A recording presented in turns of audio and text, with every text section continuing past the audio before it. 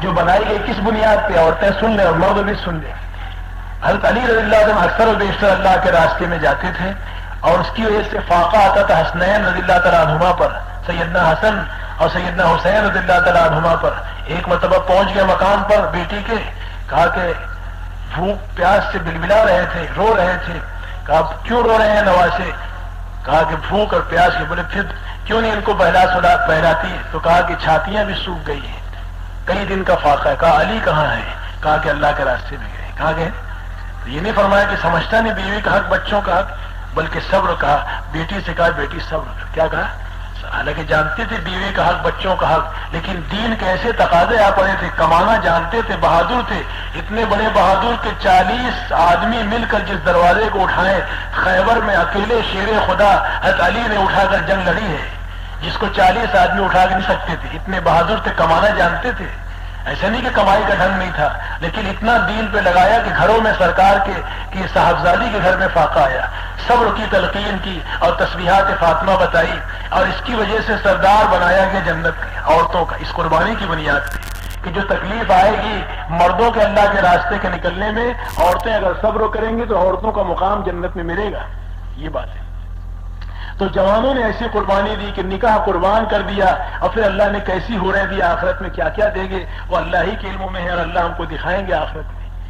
اسی طریقے سے صحابہ میں مالدار بھی تھے، حضرت عبد الرحمن بن عوف رضی اللہ تعالیٰ عنہ، حضرت عثمان غنی رضی اللہ تعالیٰ عنہ، ایسے مالدار کہ پورے بدمیرا اور امراوتی میں نہیں ہوں گے ایسے مالدار جو یہ کہتے ہیں کہ ہماری مالداری ہم کو روکتی ہے، کیسے ہم جائیں اللہ کی راہ میں۔ عبد الرحمن بن عوف کے متعلق کل میں نے عرض کیا تھا کہ جوانوں کے ہاتھ چھل گئے، اتنا سونا تھا، اور 80 لاکھ درہم ان کی بہن کے حصے میں آیا، اور ایک مرتبہ ایک دن میں 30,000 غلام آزاد کیے، اتنا لٹایا تھا۔ اور عثمان غنی کے متعلق آتا ہے کہ جس وقت تبوک میں مقابلہ تھا رومن امپائر سپر پاور سے، 900 میل کا سفر ہے، اللہ کے نبی صلی اللہ علیہ وسلم نے چندے کی اپیل کی، تو صحابہ کرام نے اپنی حیثیت کے مطابق لا کے رکھ دیا۔ اس موقع پر صدیق اکبر نے پورا جان و مال لا کے حاضر کیا ہے، اور عمر فاروق نے نصف، اور عثمان غنی نے بھی 1/3، یعنی 30,000 کا لشکر تھا، اس میں 10,000 مجاہدین کا سامان سفر اور آنے جانے کا خرچ اکیلے عثمان غنی نے پیش کیا۔ ہے کوئی ایسا بدمیرا میں امراوتی میں 10,000 آدمیوں کے 4 مہینے کا خرچہ دے دے؟ ہے کوئی؟ ہاں، 10,000 آدمیوں کو 900 میل کا سفر، یعنی یہاں سے دلی تک دیا ہے۔ اور اس طرح اللہ کے نبی صلی اللہ علیہ وسلم دامن میں اشرفیوں کو الٹ پلٹ رہے تھے، اور یہ ارشاد فرما رہے تھے کہ عثمان رضی اللہ تعالیٰ عنہ آج کے بعد کوئی بھی عمل نہ کرے تو اللہ کے ہاں کوئی باز پرس نہیں ہوگی۔ اتنا خوش تھے اللہ کے نبی صلی اللہ علیہ وسلم، اتنا مال لٹایا ہے۔ تو مالدار وہ بھی تھے، اور مالداری ان کو روک نہیں سکی۔ 60 غزوات میں انہیں کوئی ایسا غزوہ جس میں اللہ کے نبی اللہ کی راہ میں تشریف لے گئے ہوں اور عبد الرحمن بن عوف اس میں موجود نہ ہو، ایسا نہیں ہوا۔ ان کی مالداری ان کو روک نہیں سکی، مالداری نے دین کا کام کیا۔ تو عثمان غنی نے، عبد الرحمن بن عوف نے، عبداللہ ابن زبیر نے، بعد میں علی کو بھی اللہ نے مال دیا، 40,000 روپے کی زکوٰۃ نکالتے تھے۔ اسی طرح معذورین نے اور غربا نے بھی یہ نہیں کہا ہمارے پاس مال نہیں ہے کہاں سے لگائیں، جس کے پاس مال ہے وہ جائے۔ دیکھو ایک بات اور سن لو، دعوت کا یہ کام نہ صاحب مال کا ہے اور نہ صاحب فرصت کا ہے۔ لوگوں کے ذہن میں نا جس کو فرصت ہو وہ جائے، جس کے پاس مال ہو وہ جائے، تو یہ سن لو، یہ نہ صاحب فرصت کا کام ہے اور نہ صاحب مال کا، یہ تو صاحب دل کا کام ہے۔ کس کا کام ہے؟ ہاں، قلندر چاہیے اس کے لیے، جنون چاہیے۔ علامہ اقبال فرماتے ہیں فارسی کے اندر اس کا مفہوم یہ ہے کہ اس چرخ نیلی فام میں، اس بوڑھے آسمان میں، اس دنیا میں، اس دھرتی پر کسی قوم کو اس وقت تک کہ کوئی کارہائے نمایاں انجام دیتے ہوئے نہیں دیکھا جب تک کہ وہ جنون کی حد تک نہیں پہنچ گئے۔ ہاں، دعوت کے کام کے لیے جوش چاہیے، جذبہ چاہیے، ہوش چاہیے، جنون چاہیے، جوش تبلیغ چاہیے۔ یہ راستہ کانٹوں بھرا راستہ ہے، لیکن اس میں لذت بھی ہے۔ کیا ہے؟ ہاں، جیسے کلیجی کھانے والا کلیجی کھا رہا ہے کہ نہیں؟ مالیگاؤں آنا کلیجی دکھائیں گے، سیخ لگتی ہے وہ، اور اس پہ چٹنی ڈالتے ہیں، آیا کہ نہیں منہ میں پانی؟ چٹنی، ہاں، 12 مسالے والی، اور کھانے والا جب کھاتا ہے تو سی ناک بہ رہی، کان جھنجھنا رہا، پسینہ آ رہا، اور دیکھنے والوں کو دکھ رہا ہے کہ کتنا تکلیف ہو رہی اس کو، لیکن جو مزہ اس کو کھانے میں آ رہا ہے وہ اسی کو معلوم ہے، کلیجی کھانے کا مزہ۔ ہاں، تو ایسی دعوت کی راہ میں ہی مزہ ہے۔ لیکن آیا جب نا اس راستے کا مزہ تو خالد بن ولید کو آیا تھا کہ اللہ کے راستے کی وہ رات مجھے محبوب ہے جس رات میں گھٹا ٹوپ اندھیرا ہو، موسلا دھار بارش ہو رہی ہو، دشمنوں کا خطرہ ہو، جان جانے کا خطرہ ہو، اور رات بھر کڑاکے کی سردی میں اور بارش کو برداشت کرتے ہوئے ڈھال کا سایہ لگائے ہوئے کھڑا رہوں۔ یہ رات مجھ کو اللہ کے راستے کی اس رات سے زیادہ محبوب ہے جس میں نئی نویلی دلہن آئی ہو، کھانے کا انتظام ہو، راحت و آرام کا احباب جمع ہو، اس رات سے زیادہ مجھے اللہ کے راستے کی یہ رات محبوب ہے۔ ہاں، وہ تو اس راستے کی لذت کے آشنا تھے، شناشا تھے، جوہری تھے وہ۔ ہاں، دعوت کی راہ کے جوہری تھے۔ ہم تو اس لائن کے جاہل ہیں، اس لائن کی ہمیں کوئی بات معلوم نہیں، اس راہ کی لذت سے ہم نہ آشنا ہیں۔ ہمیں تو آشنائی ہے چائے کی لذتوں سے، آشنائی ہے گٹکا سے، اور آشنائی ہے ٹی وی ریڈیو اور آڈیو سے، ہے نا۔ ہمارا حال یہ ہے، وہاں تو حال یہ تھا امام راضی رحمۃ اللہ کا، اے اللہ دن اچھا نہیں لگتا تیری عبادت کے بغیر، رات اچھی نہیں لگتی تجھ سے راز و نیاز کے بغیر، آخرت بھری نہیں تیری معافی کے بغیر، اور جنت میں لطف نہیں تیرے دیدار کے بغیر۔ اور ہمارا حال یہ ہے کہ اے اللہ صبح اچھی نہیں لگتی چائے کی پیالی کے بغیر، اور کھانا اچھا نہیں لگتا کھانے کے بعد سگریٹ کا کش لگائے بغیر، اور پان کھائے بغیر، اور رات کو نیند نہیں آتی 11:15 کی BBC لندن کی خبر سنے بغیر، ہے نا۔ ہمارا حال تو یہ ہے، اور چائے کا گھونٹ حلق کے نیچے نہیں اترتا انقلاب اردو ٹائمز کی سرخیاں پڑھے بغیر۔ ہمارا تو مشغلہ یہ ہے، ہمارا ذوق بدل گیا۔ تو صحابہ میں غربا بھی تھے، تو غریب کا بھی ایک واقعہ سن لو کہ غریب نے کس طرح دین پر لگایا۔ تو حضرت ابو عقیل رضی اللہ تعالیٰ عنہ، حیات الصحابہ میں واقع آتا ہے، حضرت ابو عقیل رضی اللہ تعالیٰ، یا عقیل آتا ہے یا ابو عقیل، عقیل ہے لیکن ابو یا عقیل ہے، بہرحال عقیل رضی اللہ عنہ کا واقعہ آتا ہے کہ اسی تبوک کے موقع پر جب اللہ کے نبی نے چندے کی اپیل کی دین کی خاطر جو جس کے پاس ہے لگائے، یہ نہیں کہا کہ میرے پاس تو ہے نہیں میں کہاں سے کما کر لگایا، یہ نہیں کہا میرے پاس نہیں ہے کہاں سے لگاؤں گا، کما کر لگایا، اور ایسا کمایا ہے کہ ایک ہاتھ بھی کٹا اور پیر بھی کٹا۔ نہ صرف غریب تھے بلکہ معذور بھی تھے۔ کیا تھے؟ معذور بھی تھے۔ ایک یہودی کے پاس گئے رات میں، خبر لگی رات میں، کہا اس کے باغیچے میں جا کے کہ مجھ سے کچھ کام کرا لو اور اس کے عوض میں مجھ کو کھجوریں دے دو۔ کہا تم کیا کام کرو گے؟ بولے میں پانی کھینچ کر باغ کی سینچائی کر سکتا ہوں۔ بولے کیسے کرو گے؟ ہاتھ کٹا پیر کٹا۔ بولے تو کنویں کی مونڈ پر بٹھا دے میں کھینچ کے بتا دوں گا۔ تو اس یہودی نے بٹھا دیا، تو ایک ہاتھ سے رسی کھینچتے تھے دانتوں میں دباتے تھے، رسی کھینچتے تھے دانتوں میں دباتے تھے۔ صبح تک محنت کی اور تھوڑی سی کھجوریں جمع ہوئی، اپنے کپڑے میں باندھا اور اس طرح گٹری باندھ کے کندھے پہ ڈالا اور پٹا لگایا چمڑے کا، اور گھسٹتے ہوئے مسجد نبی میں پہنچے اور اللہ کے نبی کے دربار میں پہنچ کے کہا یا رسول اللہ صلی اللہ علیہ وسلم، میرا اس حقیر سا مال بھی اس قبول کر لیجیے اللہ کے راستے کے لیے۔ انہوں نے ارشاد فرمایا ابو عقیل کہاں سے لائے، کیسے لائے؟ ابو عقیل نے اپنا واقعہ سنایا، اس طرح میں نے محنت کی اور لایا۔ سرکار کی آنکھوں میں آنسو آ گئے اور آپ صلی اللہ علیہ وسلم نے ارشاد فرمایا صحابہ کرام کی جماعت سے کہ ابو عقیل کے اس مال کو اس مال کے ڈھیر پر رکھ دو، اللہ اس کے اخلاص کی برکت سے سب کے مال کو قبول کر لے۔ ایسی جو ہے غربا نے قربانی دی، غریبوں نے، جوانوں نے، مالداروں نے، بوڑھوں نے اور عورتوں نے بھی قربانی دی۔ حضرت خنسہ رضی اللہ تعالیٰ عنہ نے اپنے بچوں کو کہا کہ دیکھو بچوں، آج وقت آ گیا ہے تمہاری دین کے لیے امتحان کا اور دین کا، اس لیے میں نے تم کو نہیں پالا تھا کہ تم بڑھاپے کا سہارا بنو، میں نے تم کو اس لیے دودھ نہیں پلایا کہ تم میری دنیا کے کام آؤ، میں تو یہ چاہتی ہوں کہ تم اسلام کے کام آؤ، میں نے تم کو اس لیے بڑا کیا ہے کہ تم دین کے کام آؤ۔ اور بڑی شاعرہ گزری ہیں، 4 جوان بچوں کو آمادہ کیا اور سب کو جنگ کی آگ میں جھونک دیا، اور ماں کے اشعار وجد میں پڑھ کے ایک ایک کر کے شہید ہو گئے۔ اور اس نے اشعار میں یہ کہا تھا دیکھو ایک بھی پیٹھ پر تیر مت کھانا، سینے پر تیر کھایا اور شہید ہوئے. جب خبر پہنچی خنسا رضی اللہ تعالیٰ عنہ کو، کیسی مائیں تھی، کیسا جگر تھا، کیسا دل تھا، کیا جواب دیا. رونا گر گرانا تو درکنار، دور کی بات، بلکہ یہ کہا اے اللہ تیرا شکر ہے آج میرا خواب شرمندہ تعبیر ہوا. میری یہی تمنا تھی ایسے بھی ان کو موت آتی، لیکن تیرے دین کی عزت سے شہید ہوئے. کل قیامت کے دن ان کے سائے میں بھی رہوں گی، اور قیامت کے دن میدان محشر کے اندر میں بھی کچھ کہنے کا حق رکھوں گی کہ دین کے لیے میرے پاس جو سرمایہ تھا، اولاد کا میں نے تیری راہ میں لگایا، ان کے اور میں شہیدوں کی ماں کہلا کے پکاری جاؤں گی، یہ فخر مجھ کو قیامت میں حاصل ہوگا. ایسی مائیں تھی.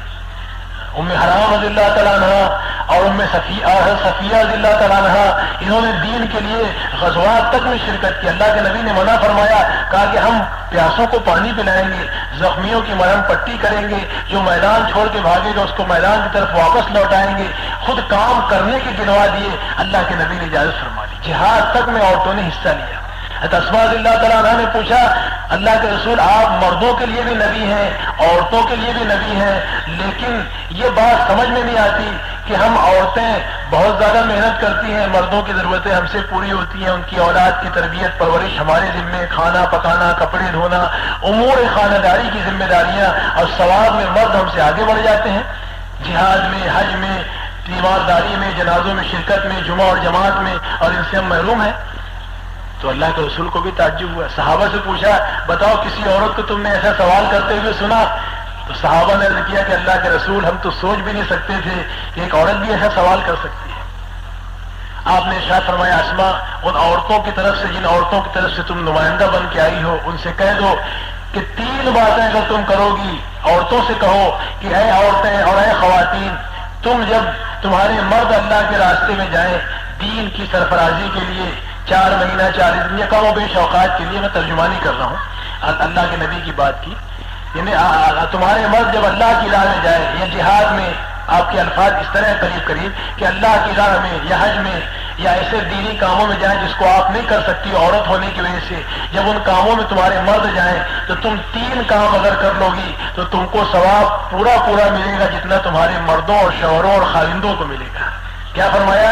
ایک تو یہ کہ جب وہ دین کے کاموں کے لیے جائیں اللہ کی راہ میں اور جہاد میں اور حج میں اور دین کے کاموں میں، تو تم ان کی غیر حاضری میں اپنے آپ کو پردے میں رکھو، اپنے آپ کی خیانت مت کرو، کسی نامحرم کو مت دیکھو، کسی سے غلط تعلق مت قائم کرو، اپنے آپ کی حفاظت کرو، خدا سے ڈرو. ایک تو یہ، اور دوسری بات یہ کہ ان کی اولادوں کی نگہداشت کرو، پرورش کرو، تربیت کرو. ان کو ساری چیزیں تربیت کا نظام ہے اسلام میں، بچوں کی ان کی تربیت کرو. 2 اور تیسرے یہ کہ ان کے پراپرٹی اور جائیداد اور مالوں کی نگرانی کرو. یہ 3 کام تم کرو گی تو تم کو گھر بیٹھے اتنا ہی ثواب ملے گا جتنا تمہارے مردوں کو اللہ کے راستے کی محنت پر ثواب ملے گا. اس طرح فرمایا. تو عورتوں نے، بلکہ یہ تاتاریوں میں دین جو آیا ہے عورتوں کے راستے سے آیا ہے، یہ اسلام میں جو داخل ہوئے ہیں عورتوں کے ذریعے سے آئے ہیں. ام حکیم حضرت کرما جنہوں نے قسم کھائی تھی پہاڑ سے کود جاؤں گا، سمندر میں چھلانگ لگا دوں گا، لیکن ایمان قبول نہیں کروں گا، اسلام کا کلمہ نہیں پڑھوں گا. چنانچہ فتح مکہ کے موقع پر بھاگ گئے مکہ چھوڑ کر، اور تہامہ کے ساحل پر کشتی میں بیٹھ کر سمندر میں جا چکے. ام حکیم ان کی بیوی نے کہا اللہ کے رسول امن دے دیجیے کرما کے لیے، میں سمجھا کر لاتی ہوں. چنانچہ ان کی بیوی ذریعہ بنی حضرت کرما کے دین میں داخل ہونے کا. بعض کے واقعات میں آتا ہے کہ دور فاروقی میں جب حضرت بلال کو آگے بٹھایا جا رہا ہے غلاموں کو، تو ان کے جی میں آیا کہ ہم سرداروں کے پیچھے بٹھائے جا رہے ہیں، اور اپنی جگہ سے کھڑے ہو کے عمر فاروق یہ فرما رہے ہیں سیدنا بلال تشریف لا رہے ہیں. یعنی غلام کا یہ حال کہ سیدنا بلال کہہ کے معانقہ کر کے اپنی جگہ بٹھا رہے ہیں. اشکال ہوا ہے، عمر نے فرمایا اشکال کرنے کی جگہ نہیں ہے، یہ واقعی ہمارے سردار ہے. جس وقت تو ہم اسلام کی مخالفت کر رہے تھے، دین کو مٹانے کے لیے ایڑی چوٹی کا زور لگا رہے تھے، یہ سپر بن کر اور چٹان بن کر کھڑے تھے. مکی زندگی میں اللہ کے رسول کا پورا ساتھ دیا. یہ سابقین اولین میں سے ہیں، ان کی تعریف اللہ نے کی ہے. قرآن نے کہا ہے کہ مٹھی بھر جو مکی زندگی والوں نے خرچ کیا ہے، مدنی زندگی والے احد پہاڑ کے برابر سونا بھی خرچ کر دے تو ان کا مقابلہ نہیں کر سکتے. یہ ہمارے سردار ہیں. حضرت بلال کو اوپر بلایا گیا، اپنے پاس بٹھایا گیا. لا کافر بہائے میرا لہو لاکھ کافر بہائیں میرا لہو، میں نہ چھوڑوں گا لا شریک لہو. یہ حضرت بلال کے جملے تھے. کسی حال میں نہیں چھوڑا. عہد کہتے تھے کہ بلکہ اللہ کی طرف سے پیشکش کی گئی، بلال میں خوش ہوں، کیا چاہتے ہو؟ حضرت بلال نے کہا اللہ پھر دنیا میں بھیج دے. کہا کہ یہ نہیں ہوگا. بولے کیوں؟ بولے بس یہ میری سنت ہے، میں نہیں بھیجوں گا. پھر حضرت بلال نے کہا کہ پھر مجھے کچھ نہیں چاہیے. بولے جو مزہ عہد کہنے میں آتا تو وہ جنت میں کہاں آئے گا؟ تو بھائی یہ مقام تھا ان کا قربانی کا. تو حضرت کرما بعد میں اس کی تلافی کے لیے اپنے خاندان کے 80 افراد کو لے کے اللہ کی راہ میں نکلے اور اس میں سے 78 شہید ہوئے. 78 کی شہادت کا ثواب ان کی اہلیہ ام حکیم کے حصے میں جائے گا. اور عمر بن عبد العزیز رحمۃ اللہ علیہ کے زمانے خلافت کے اندر ایک لڑکا اور ایک لڑکی اس خاندان کے بچے تھے، اس میں آپس میں رشتہ کر دیا تاکہ اکرمہ رضی اللہ عنہ کی نسل باقی رہے اور چلتی رہے. تو عورت ذریعہ بنی. بلکہ حضرت عثمان رضی اللہ عنہ حضرت عمر فاروق کے دین میں داخل ہونے کا ذریعہ ان کی بہن بنی تھی، جو عورت تھی ان کی بہن ذریعہ بنی تھی اسلام میں داخل ہونے کے لیے. اسی طریقے سے حضرت طلحہ ابن عثمان اسلام میں داخل ہوئے ان کی بیوی کی وجہ سے. اور اسی طریقے سے وہ جو معذور تھے عمرو بن جموع رضی اللہ عنہ، ان کی تشکیل ان کی اہلیہ نے کی اور عہد میں شہید ہوئے. اللہم لا تردنی الی اہلی، یہ دعا مانگی. جب بیوی نے اکسایا کہ میں دیکھ رہی ہوں کہ یہ تو اپنے آپ کو بچا رہے ہیں، تو پھر جوش میں آ گیا، کہا اللہم لا تردنی الی اہلی. اور واقعات میں آتا ہے کہ اونٹ پر لاد کر ناش لائی جا رہی ہے مدینہ منورہ، اور اونٹ یا تو بیٹھ جاتا ہے یا رخ احد کی طرف کر دیتا ہے. پوچھا گیا کیا بات ہے؟ حضور نے پوچھا کہ کچھ کہہ کر گئے تھے؟ کہا ہاں ایک دعا. بولے یہ دعا میں؟ بولے بس اونٹ کو یہی حکم ہے. اس لیے 70 شہداء کے ساتھ اسی وادی کے اندر غزوہ احد میں مدینہ منورہ سے 3 میل کے فاصلے پر 70 شہداء احد کے ساتھ ان کو دفن کیا گیا. وہی دفن ہوئے کہاں پر؟ میدان کے اندر.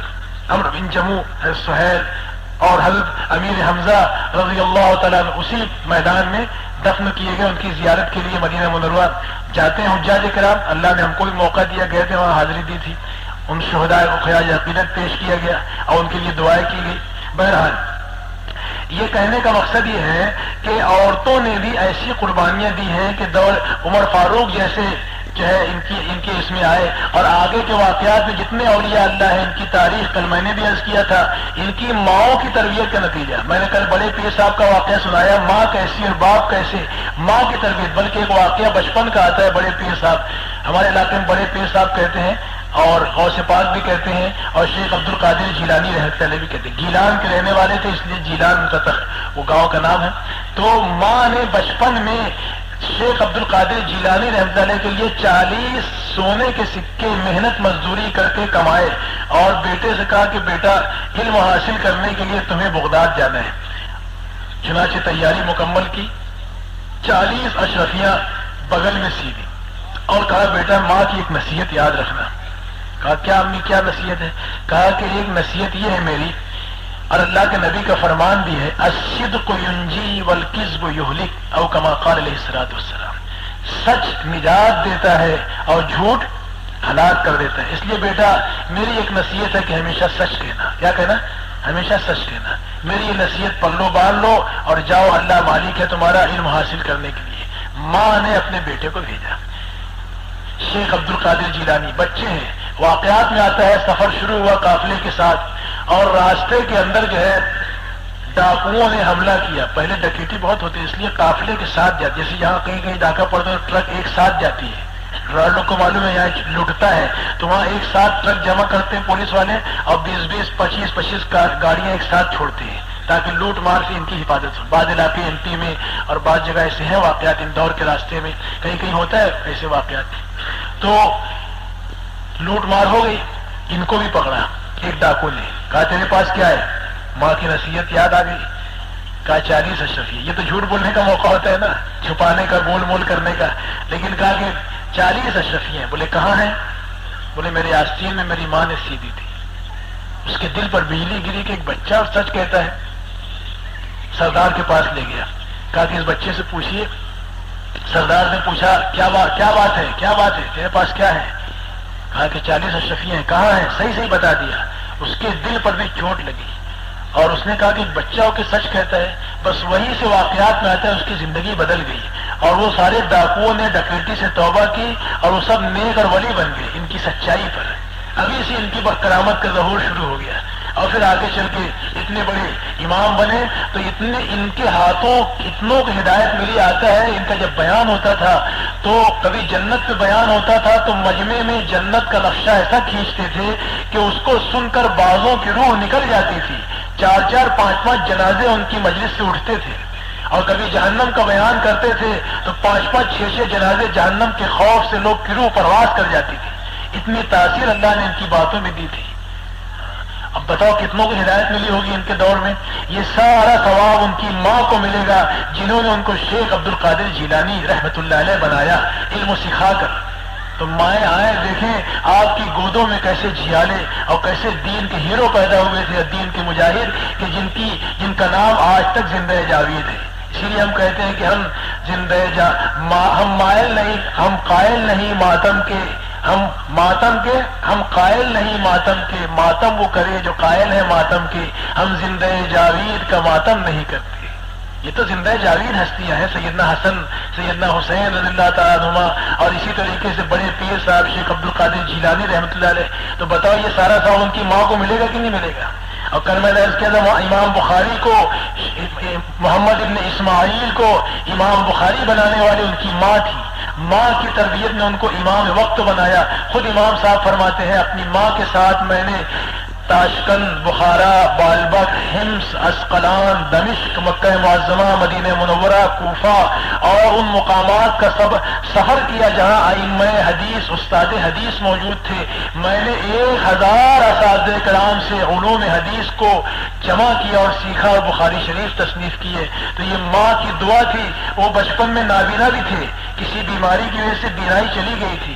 تو دعا کی اے اللہ میرے بیٹے کو آنکھ دے دے تو میں اس کو دین کا علم سکھاؤں گی. اللہ پاک نے اس بندی کی دعا قبول کی, اللہ نے آنکھ میں روشنی دی اور امام بخاری رحمۃ اللہ بنے. یہ سارا ثواب ان کی ماں کو ملے گا.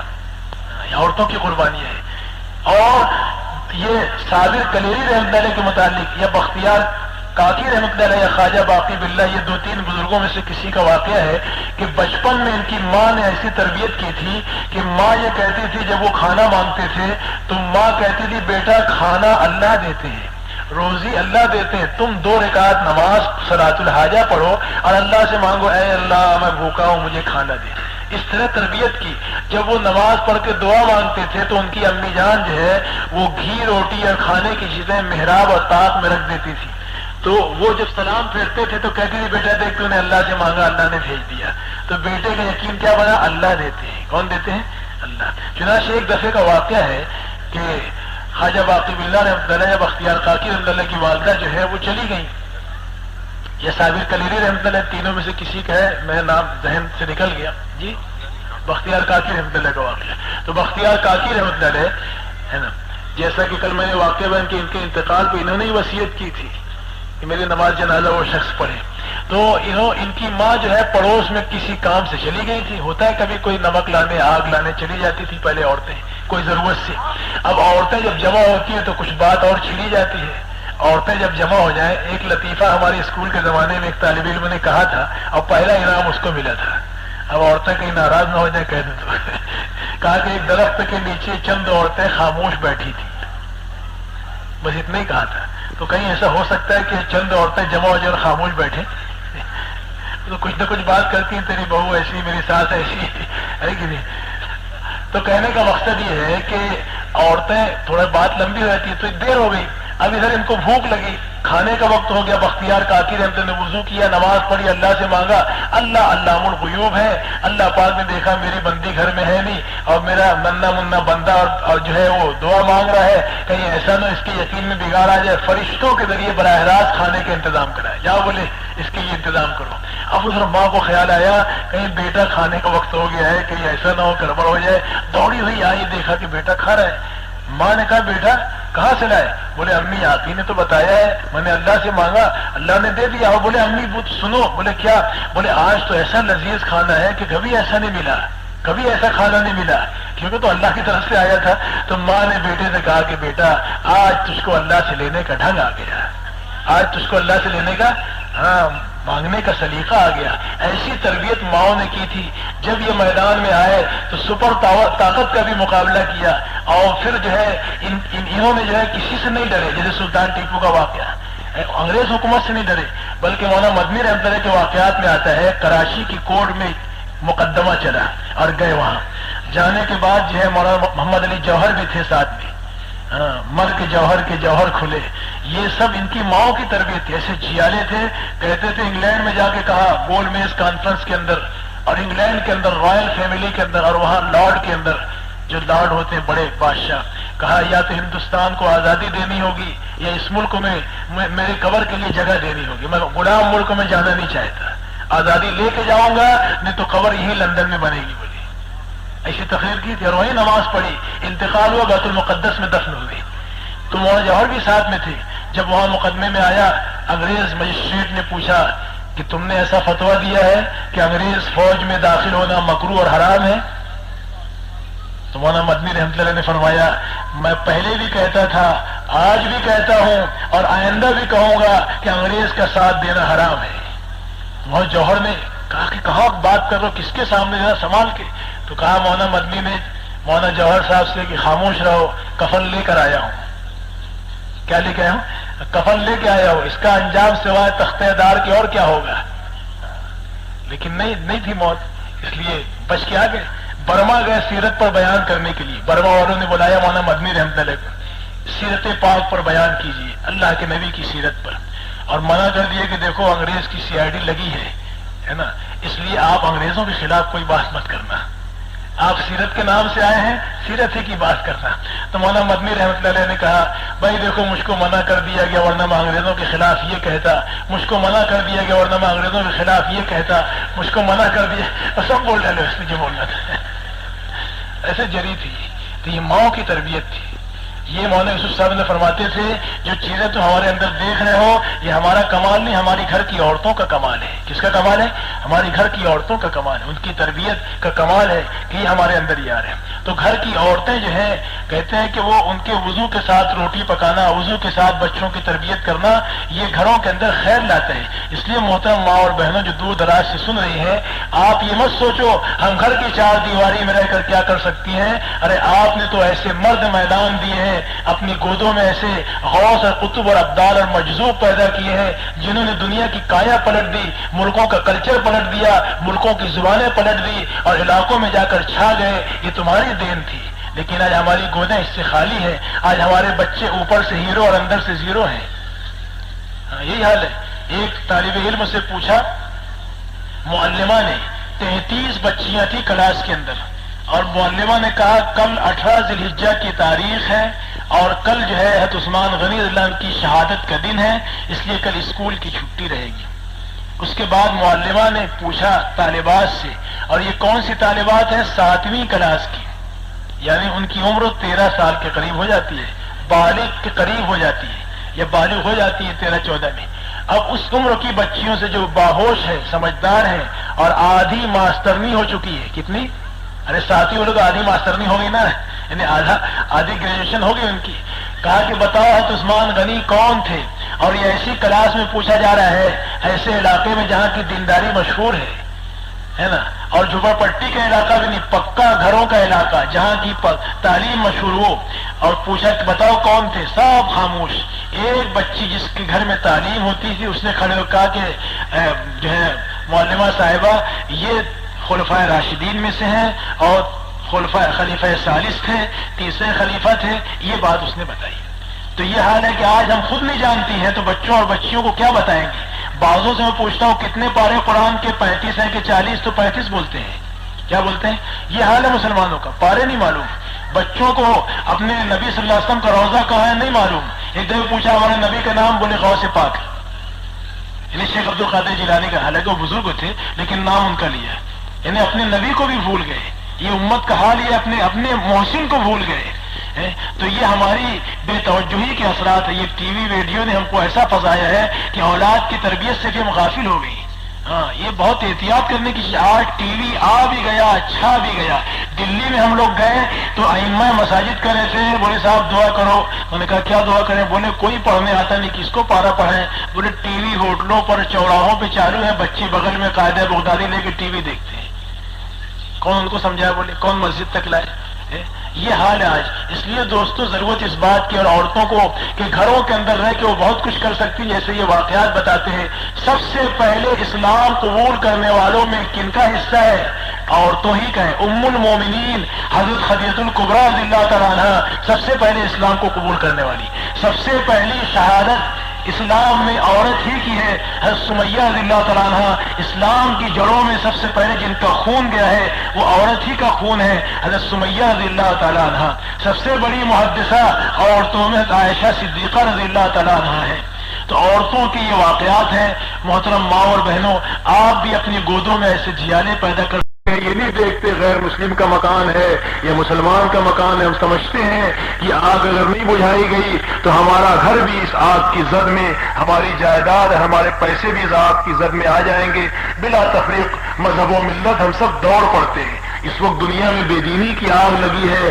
ہم سب ایک ہوں مسلم حرم کی پاسبانی کے لیے، نیل کے ساحل سے تا بخاک کاشگر. اس لیے دوستو تمام گروہوں کو جوڑا جا رہا ہے. ہم سب بٹ گئے کھانوں کے اندر. ہوس نے ٹکڑے ٹکڑے کر دیے بنی نوح انسان کے. محبت کی زباں ہو جا، اخوت کا بیاں ہو جا. اس وقت ہم انتشار کا شکار ہے. دعوت کے اس تخت کے ذریعے اور فیلڈ کے ذریعے سب کو جوڑا جا رہا ہے. حنفی، مالکی، شافعی، حنبلی، سب آؤ، ہم سب ایک ہیں، ایک اللہ کے بندے ہیں. آواز جو ہم سب ایک ہیں، ایک اللہ کے بندے ہیں، ایک نبی کی امتی ہیں، ایک قرآن کے چاہنے والے ہیں. اس لیے دوستو یہ کوئی گروہ نہیں ہے، کوئی پارٹی نہیں ہے، یہ ایک کام ہے جو جماعت کی شکل میں کیا جاتا ہے. یہ بات ہم نے ان کے سامنے رکھی. مقصد رکھا کہ سارے عالم میں ہدایت عام ہو جائے، قرآنی زندگی زندگیوں میں آ جائے، وہ کلمہ جو زبان پر ہے دلوں میں آ جائے، سرکار کے طریقے جو احادیث میں ہے وہ زندگیوں کے اندر آ جائیں. یہ ہے مقصد. پورا دین پوری حقیقت کے ساتھ آ جائے، یہ مقصد ہے. اور یہ کوئی گروہ نہیں ہے بلکہ کام ہے جو جماعت کی شکل میں کیا جاتا ہے. اب آگے بڑھیں. اس کا ہیڈ کوارٹر کیا ہے؟ بعض لوگ پوچھتے ہیں. ہر پارٹی کا ایک ہیڈ کوارٹر ہوتا ہے، سینٹر ہوتا ہے. تو سب سے پہلے تو یہ کہ کوئی پارٹی ہے ہی نہیں تو ہیڈ کوارٹر کا سوال ہی نہیں آتا. لیکن چلو مان لو اگر ہیڈ کوارٹر کے متلاشی ہیں ہم اور آپ، تو بھائی ہم سب کا ہیڈ کوارٹر اور ہم سب کا مرکز اور سینٹر اور ہیڈ آفس بیت اللہ ہے. کیا ہے؟ ارے بولو یہ مراقبہ کرنے والوں. ہاں، نیند آنا کوئی عیب کی بات نہیں ہے، لیکن سو جانا عیب کی بات ہے. جو جاگت ہے وہ پاوت ہے، جو سوت ہے وہ کھوت ہے. بایزید بستامی رحمۃ اللہ کے اقوال میں آتا ہے، تکلیف کے خوف سے نیکی مت چھوڑ، تکلیف کے خوف سے نیکی مت چھوڑ، تکلیف جاتی رہے گی نیکی باقی رہے. تو یہ تکلیف تو ختم ہو جائے گی. کتنے گھنٹے ہمارے کرکٹ کے میدانوں میں کھڑے کھڑے، یہ تو بیٹھ کر کھڑے کھڑے گزر گئے. وہ ہمارے کرنل الدین صاحب کہتے ہیں، بولے 11 پلیئر ہوتے ہیں اور 20,000 الوواں آنکھاں پھاڑ پھاڑ کے دیکھتے. بولے ان کی زبان میں الوواں ہے کرکٹ والے. اور اتنی دھن آتی ہے کرکٹ کی کہ نماز میں ایک دفعہ وضو کر رہے تھے، پوچھا کتنی رکعت ہوئی؟ بولے 10 رن ہوئے. بولے اب رکعت پوچھو رن ہوئے. بولے بولو اتنا دھن رہتی ہے. کوئی کاہے میں مگن، کوئی کاہے میں مگن، جس کو جس سے لگن وہ اسی میں مگن. تو ذرا لگن ادھر پیدا کرو، ہے نا. تو آنکھ کا بند کر دینا تو تکلیف تھوڑی سی ہوگی، لیکن اس پہ جو نیکی ملے گی وہ باقی رہے گی. اسی طرح فرمایا لذت کے شوق میں گناہ نہ کر، لذت کے شوق میں گناہ نہ کر، لذت جاتی رہے گی اور گناہ. آدمی گناہ کیوں کہتا ہے؟ کیرم، شطرنج اور کیا کیا جی اور گٹکا اور مانک چند، ہے نا. یہ سب لذت کے واسطے کھاتے ہیں. ہاں، لیکن یہ سب بعد میں سمجھے گئے تو جوانی میں ڈیفنس کی طاقت ہوتی تو سمجھتا نہیں ہے. اس لیے ان چیزوں سے بچنا چاہیے. نہیں تو پھر یہ کہنا پڑے گا نہ دورے شراب باقی ہے نہ دورے شباب باقی ہے، لذتیں سب مٹ گئی امجد اور لذتوں کا عذاب باقی ہے. اس لیے دوستو جوانی کو صحیح لگاؤ. ہاں، یہ جوانی بہت دیوانی ہوتی ہے. تو تکلیف کے خوف سے نیکی مت چھوڑ، تکلیف جاتی رہے گی نیکی. ہاں، تکلیف کے خوف سے 3 چلہ لگانا مت چھوڑ. 3 چلہ ہو جائے گا تکلیف ختم ہو جائے گی. روزہ مت چھوڑ، تراویح مت چھوڑ. ایسے سارے اعمال ہیں، تکلیف تھوڑی ہوگی، مجاہدہ اسی کا نام ہے. لیکن تکلیف عارضی ہوگی، ٹیمپرری ہوگی، اور انعام پرماننٹ ہوگا، سخت ہو جائے گا اور آخرت میں ملے گا۔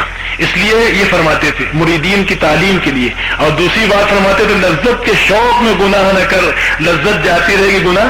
ایک ڈرائیور ابھی ہمارے ساتھ ملا، وہ کہاں کا تھا؟ ارے بولو، برہان پور نہیں، اس کے بعد وہ جو اپن جس سے آئے بعد میں بھوپال کا، بولے میں نے سب برائی کر کے دیکھ لی، بولے کوئی مزہ نہیں، بولے ہاں، بولے گھوڑوں پہ ہم لوٹ مار کرتے تھے، بول کے اتنا پہنچا دینا، بولے 1,00,000 روپیہ، ابھی روپیہ بھی وبال بن گیا، ٹیلی فون آتے بمبئی والے کے پاس سے، بولے 10,000 بھیج دو، نہیں بھیجے گا تو لڑکا غائب، لڑکی غائب، یہ پیسہ بھی وبال ہو گیا ہے اس وقت، زیادہ پیسہ بھی مصیبت ہو گیا۔ بولے ہم ایسا سب کر کے دیکھیں لیکن مزہ بولے اسی زندگی میں، کس میں ہے؟ اسی زندگی میں۔ چنانچہ ایک عبد المطلب صاحب کلکتہ کے انتقال ہو گیا، میں نے پوچھا، خضر پور میں رہتے تھے، دریا کے کنارے۔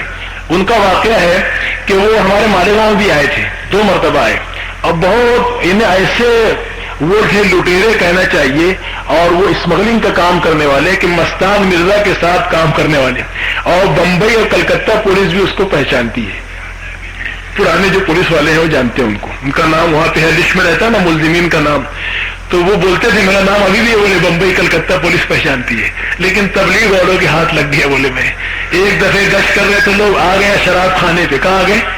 ہاں شراب خانے، لوگ بولتے یار شراب خانے، الحمدللہ شراب خانوں پہ بھی جاتے ہیں۔ فرانس کے اندر ایک کمپلین آیا اور یہ کہا پولیس کے اندر کہ یہ لمبے کرتے جبے والے تسبیح لے کے آتے ہیں اور ہمارے پبس سے، پبس قہوہ خانوں سے، شراب خانوں سے، مے خانوں سے یہ عربوں کو لے جاتے ہیں اور یہ ایمان والوں کو لے جاتے ہیں مسجدوں میں، اور جب یہ جاتے تو واپس آتے نہیں، ہمارے پبس اور قہوہ خانے مان پڑ گئے، سلیک ہو گئے، دھندا ہمارا کم ہو گیا، یہ ان کے اوپر بریک لگاؤ، بولے یہ جو آتے پوٹلی والے بولے ان کے اوپر بریک لگاؤ۔ تو پولیس نے کہا بھائی کوئی پوائنٹ، ویک پوائنٹ ہم کو نہیں ملتا، یہ اچھے لوگ ہیں نا، سیاست کی بات کرتے ہیں، زمین کے اوپر کی نہیں بولتے، یہ زمین کے اندر کی اور آسمان کے اوپر کی بولتے ہیں، بیچ کی تو کچھ بولتے نہیں، کیسے ان کو پکڑیں؟ ہاں اتنا ہم کہہ سکتے ہیں کہ جب یہ تمہارے پبس سے اور قہوہ خانوں سے لے کر آ جاتے ہیں تو تم بھی ان کی مسجد کے دروازے پہ کھڑے ہو جاؤ اور وہاں سے لے آؤ، قہوہ خانوں میں تم میں جرأت ہو تو اتنی جرأت تمہارے اندر ہے، تم لے کے آ جاؤ، ہے نا؟ اللہ کا شکر ہے اس کام کی بات۔ تو عبد المطلب کو بھی پکڑے تو وہ اس جگہ سے لے کر آئے، جیسے ویسے مسجد میں بیٹھا کنارے، دین کی بات سنی، تشکیل ہوئی، 3 دن لکھاؤ تو کاندھے پہ ہاتھ آیا ان کے بھی، بولو کیا ارادہ ہے بولے میں نہیں جاتا، بولے بہت سمجھایا میاں چلے جاؤ دیکھ لو، اچھا بولے لکھ لو، چلو لکھ لیے، اب وصولی کے لیے گئے، گرم ہو گیا، بولے میں نہیں لکھایا، زبردستی تم لوگ لکھے، میرا میں نہیں جاتا، بولے جاؤ۔ اب سمجھا بھائی ناراض مت ہو، چلو ٹھیک ہے آپ نے نہیں لکھایا لیکن ہم اللہ کے نبی کی امتی ہیں، ہم نے اقرار کیا ہے عالم ارواح میں، اے اللہ ہم تیرا ہی کام کریں گے۔ لو بھائی بدمیرا کے تمیز صاحب ٹینکر ڈرائیور فوراً تام گاہ پہنچ جائیں، اس لیے کہ یہ مجمع کے کھانے کا نظم بھی کرنا ہے، اس لیے ڈرائیور صاحب کو پورا ثواب ملے گا سننے کا انشاءاللہ۔ بدمیرا کے تمیز صاحب چلے جائیں ذرا تمیز کے ساتھ، ٹینکر ڈرائیور صاحب جو ہیں فوراً تام گاہ پر، تام گاہ کے ساتھ، بھائی تمیز صاحب ہو تو چلے جائیں، اور نہیں تو کوئی ان کا نیول بدل چلا جائے۔ او صاحب تمیز صاحب یہی ہے کیا؟ او علی، ارے بھائی بیٹھ جاؤ، تمیز ہے کیا آپ؟ نہیں وہ سن ہی نہیں رہے ہو، اردو سمجھتے نہیں، ترجمہ کرو جائے ان کو۔ اچھا بھائی درود شریف پڑھ لو، اللہم صلی اللہ سیدنا محمد۔ شیطان بھی گڑبڑ کرتا ہے، پہلے تو آنے نہیں دیتا، آ گئے تو سننے نہیں دیتا، اور سن لیا تو سمجھنے نہیں دیتا، اور سمجھ لیا تو عمل کرنے نہیں دیتا، اور عمل کیا تو اخلاص آنے نہیں دیتا، اور اخلاص آ گیا تو آخری وقت میں وار کرتا ہے ایمان کے بغیر چلا جائے۔ اللہ ہم سب کی اس سے حفاظت فرمائے۔ کیا کہہ رہا تھا میں؟ ہاں عبد المطلب صاحب کی تشکیل ہوئی۔ بھائی دیکھو آپ لوگ مت ڈرو، آپ کا بھی اگر تشکیل اللہ نمبر ڈال دے تو الگ بات ہے، بھائی ان کو سمجھایا، اور اس کے بعد وہ گئے اللہ کے راستے میں، بولے ایک شرط پر چلوں گا۔ کیا کہا؟ ایک شرط پہ، وہ شرط یہ ہے کہ بوٹل لے کر چلوں گا۔ جماعت والے بولے بھی کیا سمجھانا اس کو؟ بہرحال بولے اچھا ٹھیک ہے تم بوٹل لے کے چلو، لیکن ایک کام کرنا، یہ ناپاک چیز ہے، اللہ کو ناپسند ہے، آپ مسجد کے باہر کہیں رکھ دینا، جب آپ کو ضرورت ہوگی باہر ہی پی لینا، باہر ہی بیٹھنا، نشہ اتر جائے گا، پھر نہا دھو کے مسجد۔ بولے ہاں ٹھیک ہے چلے گا، بولے لے کے گئے اس کو، باٹلی باہر رکھوا دی۔ امیر صاحب نے کہا کہ دیکھو بھائی ایسا ایسا آدمی ہے، الگ سے سمجھایا ساتھیوں کو، اور اس کے لیے دعا کرو کیونکہ ہمارے بس میں یہاں تک تھا لانا. اے دلوں کے پھیرنے والے خدا، اس کو اپنی طاعت پہ لگا کہ دعا کرو اللہ سے کہ ہمارے بس میں یہاں تک لانا تھا نہلا دھلا کے. رات میں سب دعا. عبد المطلب یہ واقعہ خود سنا رہے تھے. کہا کہ میرے لیے دعا کی اور نام لے کے دعا کر رہے تھے جماعت کے لوگ. اے اللہ عبد المطلب کو سمجھ دے، ہدایت دے، صحیح راستے پہ ڈال دے، اس کو توبہ کی توفیق دے. بولے ان کے رونے دھونے میں پہلے جماعتیں بہت روتی تھی تہجد میں، اب تو پڑے سوتے رہتے، بہت کم لوگ اللہ والے ہو گئے. اب بھائی آخر رات میں اٹھنا چاہیے. پہلے جماعتیں روتی تھی. کیوں بھائی روئیں گے نا سب لوگ. ہاں اللہ کو زاری بہت پسند ہے. اللہ کے یہاں زور اور زر نہیں چلتا. اللہ کے یہاں زور اور زر نہیں بلکہ زاری چلتی ہے. رونا اللہ کو بہت پسند ہے. ابھی بھی رونے کی بات آگے جان دو، بات بہت سی رہ جائے گی. تو دعا کرنا. تو وہ رونے سے اڑ گیا. بولے میں بھی وضو کیا، پلتھا مار کے بیٹھ گیا، بیٹھنے کا ڈھنگ بھی نہیں تھا مجھ کو، میں بھی آمین آمین. تو اللہ نے میری توبہ گویا قبول کر لیا اور میں نے چھوڑ دی اس دن سے. اور پھر میں 3 دن لگایا، بعد میں چلہ لگایا. اور جب میں 4 مہینہ لگا کے جہاز پر گیا کام کرنے کے لیے تو 3000 تنخواہ تھی شروع میں، بعد میں 5000 تک ہو گئی تھی. کک تھے وہ، کک پانی کے جہاز میں باورچی. جب میں وہاں گیا تو وہاں کے لوگ کہنے لگے Abdul Muttalib what happen, why you are not drink wine, کیوں نہیں پیتے، کیا ہو گیا، کیوں چھوڑ دیے. بولے حالانکہ اسی میں غسل کرتے تھے، وہ اتنا پیتے تھے. آنکھوں پہ اثرات آج بھی نشانات ان کے تھے، جسم پر چاقو کے، اس کے اتنے بڑے ڈاکو تھے وہ، اسمگلر تھے. لیکن زندگی بدل گئی. بولے چھوڑ دیا سب. کیا کیا؟ چھوڑ دیا. اور یہ کہتے تھے کہ جب سے تیرے در کی خاک ملی سندل کا لگانا چھوڑ دیا. جب سے تیرے در کی خاک ملی، ہاں سرکار کی اولیاء کرام کی در کی خاک جب سے ملی سندل کا لگانا چھوڑ دیا. نہ تلاشے میں کدا ہے نہ تلاشے جام و مینا، نہ تلاشے میں کدا ہے نہ تلاشے جام و مینا، میرے لیے کافی ہے میرا ساقی مدینہ، کبھی زہر بھی ملے تو مجھ کو منظور ہے پینا، غم مصطفیٰ میں آ گیا ہے مجھ کو مر کے جینا، سجائے دل کی دنیا داغائے عشق احمد سے، یہ ایسے پھول ہیں جو کھلنے کے بعد مرجھایا نہیں کرتے. بولے اب جو چٹائیوں پہ مزہ ہے نیند کا، وہ ڈنلپ کے گدوں پہ نہیں ہے. اور جو سادگی میں مزہ ہے بولے وہ شراب میں اور قہوہ خانوں میں نہیں ہے. اب تو میں نے چھوڑ دیا، زندگی بدل دی. اب بولے آج بھی پولیس میرے پاس آتی ہے، کہتی عبد المطلب فلاں کیس میں تمہارا ہاتھ نہیں ہے، ہم کو تم پر ڈاؤٹ نہیں ہے، لیکن بتاؤ اس میں کس کا ہاتھ ہے. تو بولے مجھ کو معلوم ہے کہ عبداللہ عبدالرحیم کا نام ہے، دبڑو بھائی فکرو بھائی کا ہاتھ ہے اس میں، ہے نا. لیکن میں نہیں بتاتا تھا پولیس کو، کیونکہ پولیس لے جائے گی جیل کی سلاخوں میں، پٹائی کرے گی، کسٹڈی میں لے جائے گی، ان کی پٹائی ہوگی، سدھریں گے نہیں. پولیس چلی جاتی تو میں کہتا دیکھو عبداللہ بھائی، رحیم بھائی، کریم بھائی، پولیس آئی تھی اور میرے کو معلوم ہے اس کیس میں تمہارا ہاتھ ہے، میں نے تمہارا نام نہیں بتایا، اگر بتا دیتا تو اندر ہو جاتے، اس لیے چلے میں چلے جاؤ، اور نہیں جائیں گے تو نام بتا دوں گا، اگر چلہ جیل میں لگانا پڑے گا. تو بولے چلے جاتے تھے چلے میں.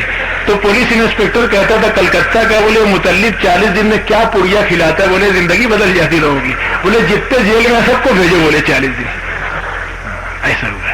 تو یہ راستہ تو ایسا ہے ہاں کہ زندگی بدل جاتی ہے. اس میں کیا بدل جاتی ہے؟ زندگی بدل جاتی ہے. اس لیے دوستو تکلیف جو ہے یہ اس میں ہم اپنے آپ کو لگائیں. تو مقصد میں یہ عرض کر رہا تھا کہ زندگی میں تبدیلی آئے.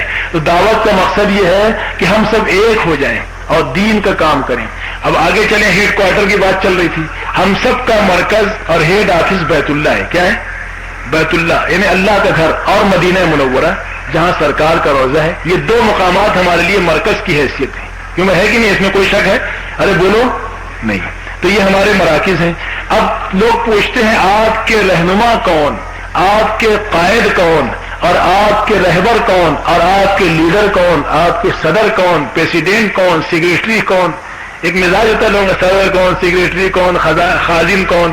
تو اس دعوت کے کام میں یہ چیزیں نہیں ہیں، لیکن پھر بھی اگر کوئی پوچھے تو ہم سب یہی کہیں گے، ہم سب کے قائد، رہبر اعظم، داعی اعظم، ہم سب کے امام، ہم سب کے مقتدا، ہم سب کے لیڈر، صدر، جو بھی کہہ لو، بڑے ہمارے اور آپ کے نبی، تاجدار حرم، کالی کملی والے جناب محمد الرسول اللہ صلی اللہ علیہ وسلم، ہم سب کے بڑے ہیں. اور ان کے پیچھے جو چلے خلفاء راشدین، عشرہ مبشرہ، صحابہ کرام، تابعین، تبع تابعین، اولیاء کرام، فقہاء کرام، محدثین، مفسرین، اور اللہ کے نیک بندے، ابدال اور قطب اور غوث، یہ سب کے سب ہمارے بڑے ہیں. کون ہیں؟ ہمارے امام ہیں، ہمارے اچھے لوگ ہیں، ہمارے مقتدا ہیں. ہم ان کے نقش قدم پہ چلیں گے، ہمارے بڑے ہیں. یہ کون ہے؟ ہمارے بزرگ ہیں، ہمارے بڑے ہیں. یہ ہمارے امام ہیں. اور پوچھو گے آفسیں، تو ہم سب کی دنیا میں جتنی مسجدیں ہیں یہ سب آفسیں ہیں. کیا ہے؟ جتنی مسجدیں یہ منی آفس ہیں، سب آفیسز، برانچز. یہ کیا ہے؟ دنیا میں تمام. بیت اللہ تو سب سے بڑی مسجد ہے، اور وہاں سے پائپ لائن رحمت کی تمام مسجدوں سے جڑی. حدیث میں بھی آتا ہے رحمت بیت اللہ پہ، اور اس کے بعد دنیا کی مساجد میں پہنچتی ہے، اور جو مسجدوں میں آتے ہیں ان کو اس سے استفادہ اور فائدہ ہوتا ہے. تو دنیا کی مساجدیں یہ برانچز ہیں، اور یہ ہماری آفسیں ہیں. کیا ہے؟ اب آپ پوچھو گے اس میں ممبر کتنے ہیں، تو بار بار میں کہہ رہا ہوں کہ یہ کوئی پارٹی نہیں، اس لیے ممبر کا سوال ہی نہیں، لیکن پھر بھی اگر آپ سمجھتے ہو تو سن لو.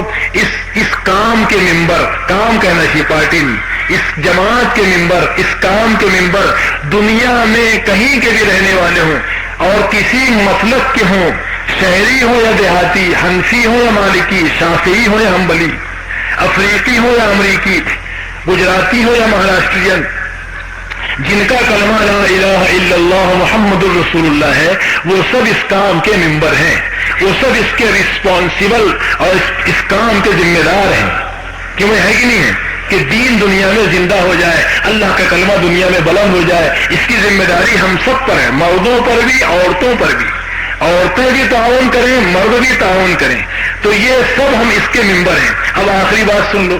اب یہ سوال آتا ہے، اتنا بڑا نظام ہے نا، مرکز بیت اللہ مدینہ منورہ، امام محمد الرسول اللہ صلی اللہ علیہ وسلم اور ان کے پیچھے چلنے والے علماء، حفاظ اور ائمہ اور اولیاء، یہ سب ہمارے بڑے، اور اس میں ممبر ہم سب. اب اس کا فنڈ کیا ہے یہ سن لو. آخری فنڈ، لوگ کہتے ہیں بھائی فنڈ پیسہ کہاں سے آتا ہے؟ ابھی جماعتیں جا رہی ہے، فورن جا رہی ہے، 4 مہینہ چلہ جا رہی ہے، 4 مہینے والوں کا 3000 خرچ، چلے والوں کا 700 خرچ، 1000 خرچ، 1200 خرچ، پھر گھروں کے اندر کا خرچہ آتا کہاں سے ہے؟ تو اس کا فنڈ کیا ہے؟ فنڈ کہاں سے آتا ہے؟ پیسہ ہے نا. میں نے کہا نا کل تکیے کے نیچے ہے نا، تو تکیے کے نیچے والی بات یہ ہے کہ یہ اس کا فنڈ جو ہے نا، پورے عالم میں بسنے والے مسلمان جتنے ہیں ان کی جیب میں، ان کے پرس میں، ان کے بینک بیلنس میں، ان کی تجوریوں میں جو کچھ ان کے پاس ہے وہ سب ہمارا فنڈ ہے. ہم یہ نہیں کہتے لاؤ، ہم کہتے ہیں لگاؤ. ہم کیا کہتے ہیں؟ لگاؤ. اللہ کے دین کی محنت میں لگاؤ، اللہ کے راستے کی محنت میں لگاؤ، غربا پر لگاؤ، صدقات میں لگاؤ، خیرات میں لگاؤ، زکوٰۃ میں لگاؤ، حج میں لگاؤ، روزہ داروں کا افطار کراؤ، آنے والی جماعتوں کی نصرت کرو، اکرام کرو. ہم یہ نہیں کہتے لاؤ، ہم کہتے لگاؤ. تو سارا یہ جب ہم آئے یہاں، یہ سارے ہیرو ہونڈا گاڑیاں ہمارے لیے چندہ ہو گئی. کیا ہو گئی؟ آپ چلو بیٹھ کے. اب اس کے لیے انتظام نہیں کیا ہم نے، لیکن وہ ساری گاڑیاں ہمارے لیے حاضر ہے، یعنی دین کے کام کرنے والوں کے لیے، مہمانوں کے لیے خوشی سے بٹھاتے ہیں. رکشہ والے بولے کوئی نہیں، بولے کتنا پہلے طے کر لو، وہاں اترے ہم. جونا بڈنیرا ہے نا، یہ جونا ہے نا، نیا ہے، تو جونے پہ اتر گئے تھے ہم. وہ تیر کا نشان تھا، تو بولے آگے جانے کا تھا. تو وہ چھکڑے والا میرا بولے آؤ، بولے کتنا لیں گے؟ ہمارے اصول میں تھے. ارے بولے تم بیٹھو تو صحیح. ارے بولے کتنا؟ کچھ بولے ہی نہیں، بولے دھیر سے بولا کچھ نہیں لیں گے، کیونکہ اور بھی پیسنجر تھے نا. پھر ہم نے اترے، بولے جزاک اللہ. اس کے بعد دوسرا رکشہ آ گیا یہیں پر، بولے بیٹھ جاؤ. ارے مولا قریب ہے جا، بولے نہیں بیٹھ جاؤ. بولے کچھ نہیں لیں گے، اجتماعی کے لیے ہے. اب بتاؤ 40,000 کا رکشہ ہم نے خریدا نہیں، ہمارے لیے چندہ ہو گیا. بیٹھ کیا ہے؟ کچھ نہیں لیے بیچارے ہو. تو ایسی مددیں بھی ہوتی ہے اللہ کے راستے میں. تو یہ سارا فنڈ مسلمانوں کا ہمارا مال ہے. ہم جب چاہیں جہاں چاہیں مانگتے نہیں، کہتے ہیں لگاؤ. کہاں کہتے ہیں؟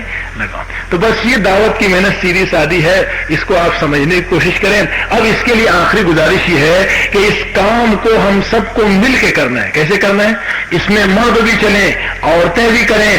اور کیسے کریں وہ بھی ہم تھوڑا سا بتا دیں گے مختصر میں. تو عورتیں سوچیں گی یہ تو سب مردوں کی لائن کی باتیں کر رہے ہیں اور ہم اتنی دیر سے بیٹھے ہیں، ہماری لائن کی بات ہی نہیں کر رہے. حالانکہ دین کی باتیں عورتوں کے لیے بھی اور مردوں. انسان کی زندگی کی گاڑی کے 2 پہیے ہیں، ایک مرد اور ایک عورتیں. دونوں کے لیے دین ضروری ہے. تھوڑا سا فرق ہے ان کی نمازوں میں اور کچھ ان کے مسائل میں، لیکن دین بہرحال دونوں کے لیے ہے. اس لیے دوستو اس دعوت کے کام کو جوان بھی کرے، بوڑھا بھی. آج ہو یہ رہا ہے کہ آج اسلام 4 بلکہ 5 دروازے پہ دھکے کھا رہا ہے. کتنے دروازے پہ؟ 5 دروازے پہ. اسلام کہہ رہا ہے کہ میرے لیے بھی کچھ دو، تو ہم کہتے ہیں تیرے واسطے کچھ نہیں. باقی سب چیزوں کے لیے مال ہے. ایک پڑوس کے ملک میں ایک آدمی نے طے کیا کہ 50 لاکھ روپیہ اپنے بیٹی کی شادی پہ خرچ کروں گا. کتنا؟ لوگوں نے سمجھایا سیدھی شادی کرو، 5 لاکھ میں بھی ہو جائے گی، کیوں 50 کر دو؟ بولے میں نے کمایا ہی اسی لیے ہے، میں نے کمایا اسی لیے. بولو پیسہ شادیوں پہ لگا رہے ہیں پیسہ. تو پیسہ ہے لوگوں کے پاس لیکن لگ رہا ہے اسلام پہ نہیں. اور دیکھو دین پہ نہیں لگاؤ گے تو سمجھ لو یہ پیسہ الیکشنوں پہ لگے گا. کہاں لگے گا؟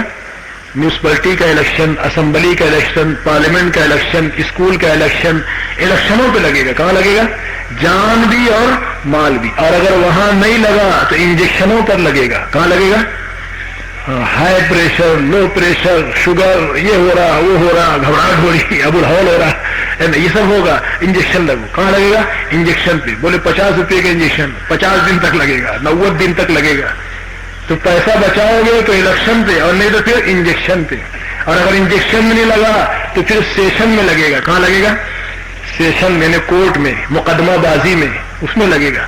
اور اگر وہاں نہیں لگا تو پھر ڈیکوریشن میں لگے گا. کس میں لگے گا؟ ہاں، کرسی ہو تو ایسی، ٹیبل ہو تو ایسا، صوفہ سیٹ ہو تو ایسا، کپ بورڈ ہو تو ایسا، کلر ہو تو ایسا، میچنگ ہے نا. تو کس پہ لگے گا؟ ڈیکوریشن پہ. اور نہیں تو پھر کنسٹرکشن پہ لگے گا. بلڈنگ کا ڈیزائن ہو تو ایسا، کنسٹرکشن پہ لگے گا. اور اس پہ نہیں لگا تو فیشن پہ لگے گا. کس پہ لگے گا؟ فیشن پہ. اور پھر کیا ہوگا؟ ٹینشن پیدا ہوگا. ٹینشن پیدا ہوگا جب مال جان صحیح نہیں لگے گا. ٹینشن. اس لیے کہتے ہیں اللہ کے دین کے مشن پہ لگاؤ. کس پہ لگاؤ؟ دین کے مشن پہ. تو ایئر کنڈیشن جنت ملے گی پھر. ہاں، تو شن کا معاملہ ہے. اس لیے دوستو صحابہ نے سمجھا تھا کہ زندگی، جان اور مال امانت ہے. قرآن کہہ رہا ہے اعوذ باللہ من الشیطان الرجیم بسم اللہ الرحمن الرحیم ان اللہ اشترى من المؤمنین انفسهم واموالهم بان لهم الجنہ. بے شک اللہ پاک نے، بے شک اللہ نے ایمان والوں کے جانوں کو اور مالوں کو جنت کے عوض میں خرید لیا ہے. یہ جان اور مال ہماری نہیں ہے، یہ اللہ کی دی ہوئی امانت ہے. ہم نے غلط فہمی سے اس کو اپنی ملکیت سمجھ لیا. کیا سمجھ لیا؟ اپنی ملکیت. اس لیے دوستو یہ ہماری نہیں ہے، یہ امانت ہے. اس سے دین کی سربلندی میں لگاؤ تو حیات جاویدانی ہماری زندگی پا جائے گی. ہمارا پیسہ ہم کو دلائے گا آخرت میں. تو صحابہ نے چاروں جگہ، آج یہ 4 اور 5 دروازے پہ اسلام اور دعوت دھکے کھا رہی ہے، اور صحابہ نے اس کو بڑھ کر لبیک کہا اور اس کے کام کو انجام دیا. اب یہ سن لو پھر بات ختم کریں گے. صحابہ کرام نے اس کام کو ہر حال میں کیا.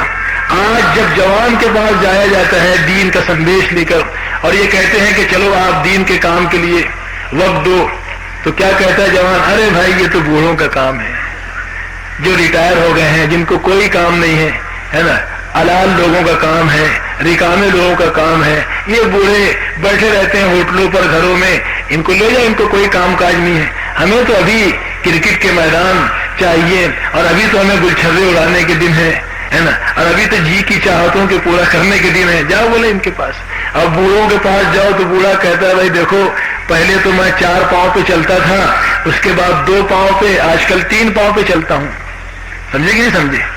ارے بچپن میں 4 پیر پہ چلتا ہے، جوان ہوا تو 2 پیر پہ، بوڑھا ہوا تو لاٹھی ہاتھ میں آتی. بولے چائے پیتا ہوں تو ہاتھ میں راشا آتا ہے ایسے، اور آنکھیں 4 ہیں، پہلے 2 سے دیکھتا تھا اب 2 اور لگانا پڑتی ہے نا. اب میں کیسے کر سکتا ہوں؟ یہ تو جوانوں کا کام ہے، جیالوں کا کام ہے. ہاتھ پیر تمہارے سلامت ہے، تم سفر کر سکتے ہو، لمبے لمبے پیشاب روک سکتے ہو. یہاں تو بریک فیل ہے، پیشاب آ جائے تو مشکل ہو جاتا ہے، بیچاروں کو مجمع میں سے بھی جانا پڑ جاتا ہے نا. ہنسنے کی بات نہیں، وہ دور سب پہ آئے گا. اللہ ہم سب کو عافیت کے ساتھ رکھے. ہاں، عافیت کی مانگنا چاہیے دعا. تو یہ بوڑھے ایسا کہتے ہیں. اور مالداروں کے پاس جاؤ تو مالدار کہتا ہے دیکھتے نہیں سر کھجانے کی فرصت نہیں، اتنا بڑا کاروبار ہے، تجارت ہے، کھانا 2 دفعے ٹھنڈا ہو کے گرم ہوتا ہے، موقع نہیں ملتا، پیشاب پاخانے کا موقع نہیں ملتا. آپ 4 مہینے چلنے کی بات کرتے ہیں، دماغ تمہارا خراب ہو گیا. جاؤ معاف کرو، آگے جاؤ. یہ تو غریبوں کا کام ہے، غریبوں کے پاس جاؤ. اور غریب کے پاس جاؤ تو کہتا ہے ہم تو روز کماتے ہیں، روز کھاتے ہیں، روز کنواں کھودتے، روز پانی پیتے. ہمارے پاس کیا ہے؟ تو مالداروں کے پاس ہے، جس کے پاس مال بھرا ہو جائے دین کا کام کرے ہے نا. تو آج یہ 4 دروازوں پہ اسلام دھکے کھا رہے ہیں. کتنے دروازوں پہ؟ اور ایک دروازہ عورتوں کا بھی ہے. عورتوں سے بھی کہا جاتا ہے تو عورتیں بھی کہتی ہے کیا سارے مولوی مر گئے تم ہی بچے؟ بولے لے جاؤ بچوں کو بھی، میں بھی چلی مائکے. بولے 1 گھنٹے کی تقریر سن کے نام لکھاتا بیچارہ، اور گھر جا کے بولتا ہے میں 40 دن کا نام لکھایا. بولے کیا بولے؟ کیا بولے؟ بولے کچھ نہیں، وہ اجتماع میں گیا تھا. میں بولے ہاں ایسے بولا، ڈر گیا وہی اس کی اجتماع میں تو ڈر جاتا ہے. وزیر داخلہ کا آج کل بہت چارج ہے. اس لیے دوستو ہم اور آپ ڈرے نا، اور عورتیں تعاون کریں اس میں. تو عورتیں ذرا سے ڈرا دیتی ہیں. بولے دیکھو سارے ملک، بولے ایک دفعہ ایک جگہ جماعت گئی، ہمارا نام گاؤں ہمارے علاقے میں بھی ہے. تو وہاں کی عورتیں بولنے لگی پہلے کے مولوی اچھے تھے، بیانہ کرتے تھے، دعوتہ کھاتے تھے، چلے جاتے تھے. بولے یہ آپ کی مولوی آتے، بولے بیانہ بھی کرتے، دعوتہ بھی کھاتے، ہمارے آدمی لوگ کو بھی لے کے چل جاتے. بولے یہ وہ خراب بات ہے، بولے تم کھاؤ مگر یہ آدمی لوگ کو مت لے کے جاؤ. تو بھائی آدمی لوگوں کو اس لیے لے جاتے ہیں کہ وہ دین کا کام کریں گے، آپ کو بھی ثواب ملے گا، مستورات کو بھی ملے گا، ہے نا. گھروں کے اندر تو عورتیں بھی آج دھکا دے رہی ہے، بولے ہمارے پاس فرصت نہیں، آدمی نہیں. تو یہ 5 دروازے تھے، اس لیے سن لو 5 باتیں، پھر بات پوری کریں گے. کہ آخر دور صحابہ میں بھی تو جوان تھے اور عورتیں تھیں اور کاروبار والے تھے اور مزدور تھے. ان کا ایک ایک واقعہ میں اشارے میں عرض کر دوں تاکہ آپ ہم سمجھ لیں کہ جب سب لوگ کر سکتے ہیں تو ہم کیوں نہیں کر سکتے، جبکہ ہم سے زیادہ کمزور تھے ان دنیا کے معاملے میں، پیسوں کے معاملے میں اور سہولتوں کے معاملے میں، پھر بھی دین کا کام کیا. تو ایک واقعہ آتا ہے ابو ایوب انصاری رضی اللہ تعالیٰ عنہ. کن کا؟ ارے بولو ذرا، ہاں کرو. ابو ایوب انصاری. دیکھو یہ آخری مجلس سے گھبرانے کی بات نہیں، انشاءاللہ وضو کا موقع دیں گے، نماز کا موقع دیں گے، طہارت کا موقع، اور کھانا بھی آپ کا تیار ہو رہا ہے، ڈرائیور صاحب پانی لانے گئے ہیں، اس لیے اس کی فکر مت کرو آپ. اللہ تعالیٰ جو ہے ان کے سامنے آواز لگی اللہ کے راستے میں نکلنے کی.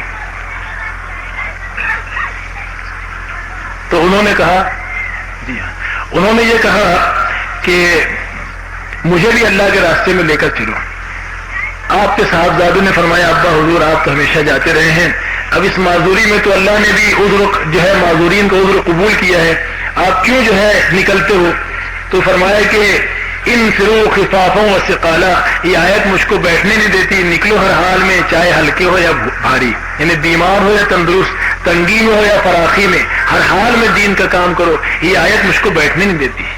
چنانچہ بولے میں نکلوں گا. اور یہ وصیت کی واقعات میں آتا ہے کہ فرمایا ابو ایوب انصاری رضی اللہ تعالیٰ نے کہ بیماری میں مجھ کو چلاؤ، اور اگر راستے میں میرا انتقال ہو جائے تو مجھ کو راستے میں دفن مت کرنا، جہاں تمہاری آخری منزل ہوگی وہاں تک لے جانا، تاکہ کل قیامت میں اللہ مجھ سے یہ پوچھے ابو ایوب کیا لائے، تو میں یہ کہوں گا صحت تھی تیرے راستے میں لگایا، بیمار ہوا تب بھی تیرے راستے میں چلا، یہاں تک کہ میری نعش بھی تیرے راستے میں چلی. چنانچہ قسطنطنیہ جس کو استنبول کرتے ہیں، ترکی کا کیپٹل اور راجدھانی ہے، وہاں ابو ایوب انصاری رضی اللہ عنہ کی مزار ہے.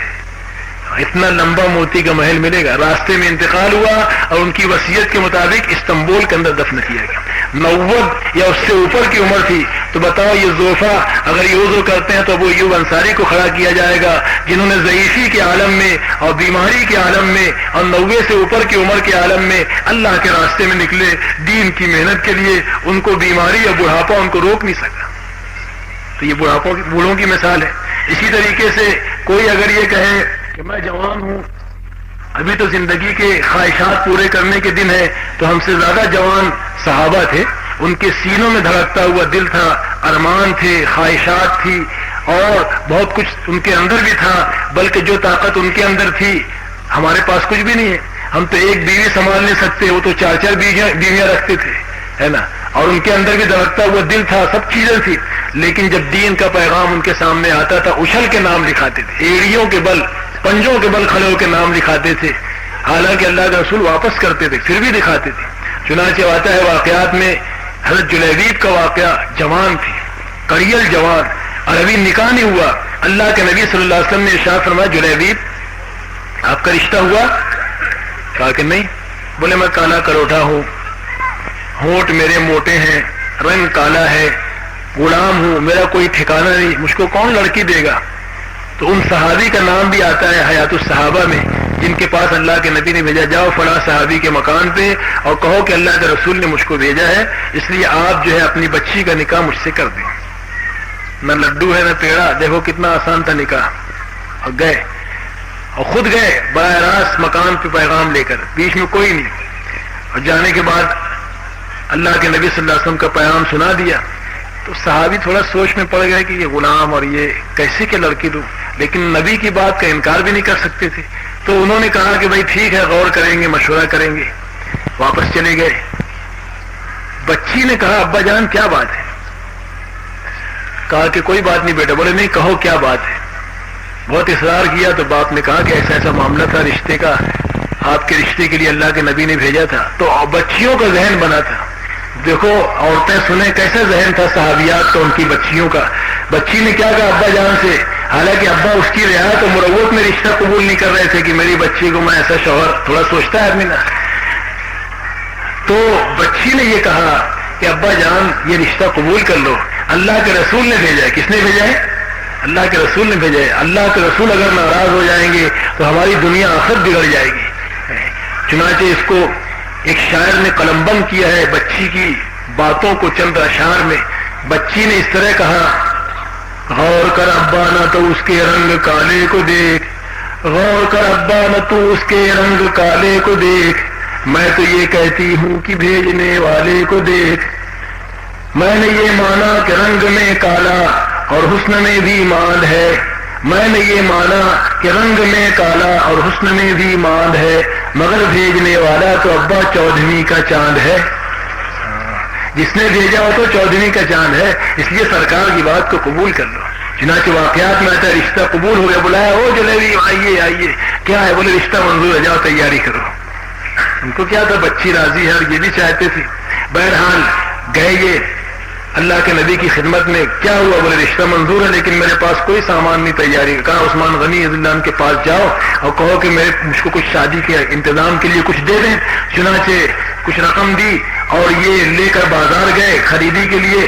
وہاں کوئی بیان تقریر نہیں رہی 2 گھنٹے کی, بس ایک آواز لگی, یا الانصار, اے دین کے مددگاروں, اے دین کے چاہنے والوں, اے عاشق رسول اور اے اسلام کے چاہنے والوں. بس اتنی آواز لگی, یا الانصار, اے دین کے مددگاروں, اے جیالو, اس وقت اسلام کو اور دین کو تمہاری سہایتا کی اور تمہاری مدد کی ضرورت ہے, آ جاؤ میدان میں. بس یہ جملہ ان کی تشکیل کے لیے, اور وہ بھی موت کی تشکیل کے لیے کافی تھا.